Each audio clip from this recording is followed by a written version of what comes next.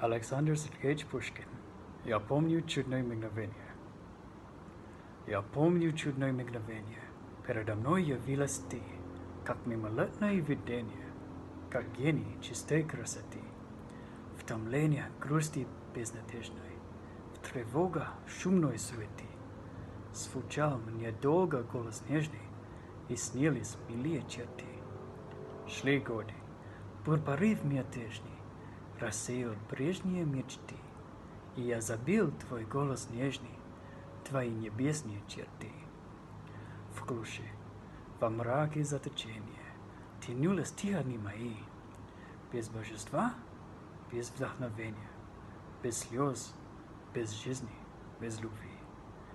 В душе настало пробуждение, и вот опять явилась ты, как мимолетное видение, как гений чистой красоты.